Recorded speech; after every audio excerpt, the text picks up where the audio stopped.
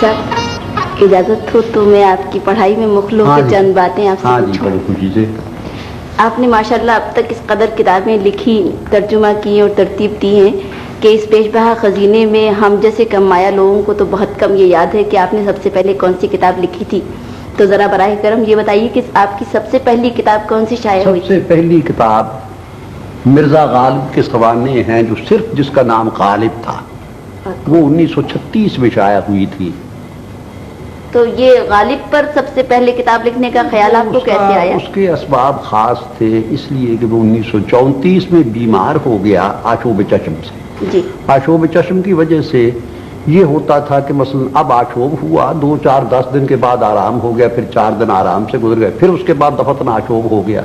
इस तरह 2 साल मेरे पहाड़ पर बसर हुए, 1934 और 1935। जी। उस वक्त मेरे पास कोई किताब ऐसी नहीं थी ठोस जिसको हम ताला कर सकता। मिर्ज़ा गालिब की किताबें फारसी और उर्दू की थी, वो पढ़ता रहा। जब मुझे कुछ इफाका होता था वो शुरू कर देता था और उसमें जा बजा निशान लगाता जाता था।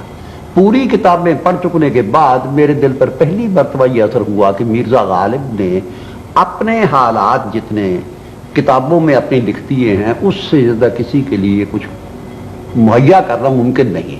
वही हालात मैंने लिए और कुछ पस मंजर, कुछ पेश मंजर, कुछ तफसीलात मुरतब करके वो किताब इस तरह हुई। तो ये तहकीक का मादा आपके जहन में क्या विरसे में ही मिला है आपको? ये कह नहीं सकता, लेकिन हर हाल में जिस वक्त से मैंने पढ़ना लिखना शुरू किया, कोशिश यही थी कि हर चीज़ जो है उसकी कोई ना कोई हकीकी हैसियत दरियाफ्त करके मौकूम बुनियादों पर लिखा जाए, सरसरी तौर पर कोई चीज़ न लिखी जाए। नहीं, तो ये आदत आपके अंदर माहौल की मुताबिकत से पैदा हुई कि ये आपकी मैं नहीं कह सकता किस तरह सबल पैदा हुई। मुनासिबत? मेरे अपना पस मंजर कोई ऐसा इल्मी मीरास जिसको मैं कह सकूं नहीं था।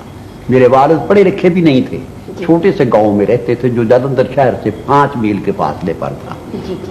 लेकिन एक चीज बिल्कुल पक्की है कि बावजूद अनपढ़ होने के इब्तिदा से उन्हें बेहद ख्याल था कि मुझे आला से आला तालीम दिलाई जाए। उनके पास वसाइल अच्छे थे, अल्लाह की रहमत थी, इसलिए वो इस पर इसरार करते रहे कि जो कुछ भी हो सके मेरे लिए मुहैया किया जाए। लेकिन अफसोस इस बात का है कि मैं 7वीं जमात में पढ़ता था और मेरी उम्र उस वक्त 11 साल कुछ महीने की थी जब दफतन उनका इंतकाल हो गया। और उसके बाद उनका कोई अजीज और कोई भाई नहीं था, कोई बहन नहीं थी।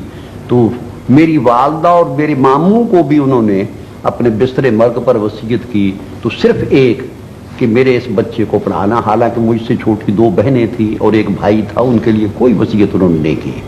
वही वसीयत उनकी मेरी तालीम के मुतल्लिक मेरे आइज़ा के लिए, खुसूसन मेरी वालदा और मेरे मामू जान के लिए एक अहम फरीज़ा बन गई और उसी की वजह से मैं पढ़ गया। तो ये आपके वालिद साहब को आपसे इलाक़े खास क्या आपकी ज़हानत की बिना पे था? नहीं, मैं उस वक्त मेरी ज़हानत यकीनन मैं शुरू में अच्छा खासा ज़हीन था, अब तो वैसा शायद नहीं ज़हीन भी नहीं हूँ। लेकिन हकीकत ये है कि खुदा जाने किस तरह उनके दिल पर यह असर था कि मुझे इस बच्चे को बहुत ज़्यादा पढ़ाना चाहिए। हत्ता कि वो तो कहते थे कि तुम 10वीं या BA कर लो तो मैं तुमको वलायत भेजूंगा, लेकिन